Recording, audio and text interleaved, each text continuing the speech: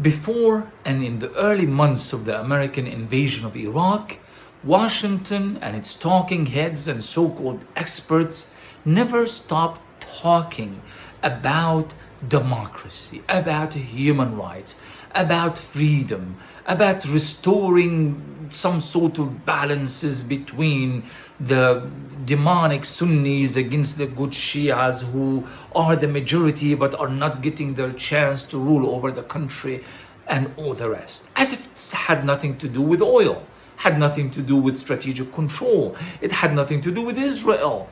It had nothing to do with the fact that China was gaining a stronghold in the Middle East and developing allies based on other paradigms than just war and political meddling and military interventions and all the rest.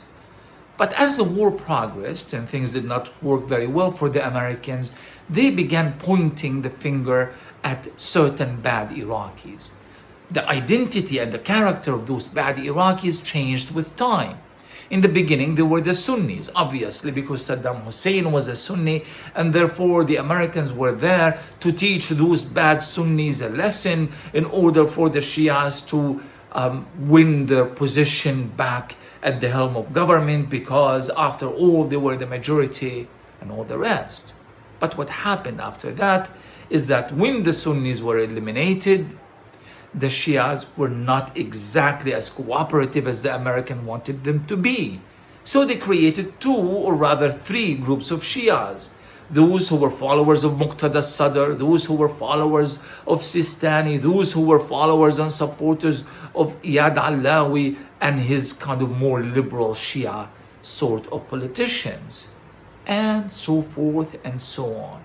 There's always a bad guy and a good guy, and the Americans go and eliminate and kill thousands of members of those other bad guys. Ultimately, when all of Iraq rose against the Americans and they wanted them out, whether Sunni or Shia, supporters of Saddam, enemies of Saddam, and the Americans knew that they couldn't possibly win, they formed yet a new narrative. They told us that Iraq is not Scandinavia, and the Arabs are not ready for democracy, and that, let the Iraqis fight their own wars. I mean, why are we spending time and money and killing our own soldiers for those undeserving and ungrateful Arabs? So they basically, after all of this, they resorted to good old racism.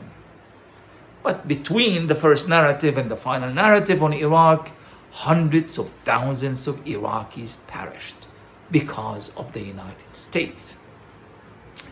The same scenario played out in Libya, played out in Sudan, is playing out in Sudan now, played out in Syria, prior to that, of course, in Yemen and elsewhere. There's always the good guys who are just fundamentally good, and we need to support them at any cost. And there's the bad guys who are fundamentally bad, and they need to be destroyed with absolutely no mercy.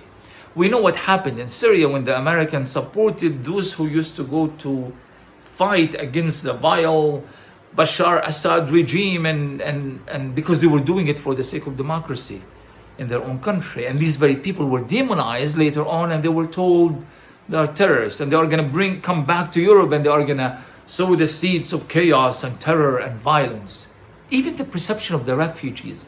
Remember when Syrian refugees were welcomed in open arms by everybody? And now look at them. I was recently in Turkey. I've been to several European countries where I saw large encampments and communities of Syrian refugees, and despite of their every efforts to be integrated into society, the widespread racism against those Syrian refugees, as if they are human dirt or even worse. The same thing is now happening in Ukraine. They use the Ukrainians to fight NATO's war against Russia, because it ultimately has always been about geopolitical control. And those who bought into the idea that America was fighting for anybody's freedom or liberation are fools, absolute and utter fools. They haven't learned from Iraq. They haven't learned from Syria. They haven't learned from Afghanistan or Yemen or Sudan or Somalia and so on and so forth. They also haven't learned from South America, from Venezuela in particular. The Americans keep doing the exact same thing, and then they backtrack and they demonize the very people that they went supposedly to liberate and to support. And yet somehow and for some reason, many nations and many so-called opposition play along. They go with the American strategy because they, maybe genuinely or otherwise, believe that the Americans have good intentions. So can we please just wake up? This is not a position on the Ukraine war. That's for a different conversation. But the Ukrainians need to look at the Middle East experience with the Americans to learn a painful lesson. That the Americans are going to be the first to drop you when they realize that you no longer serve a purpose.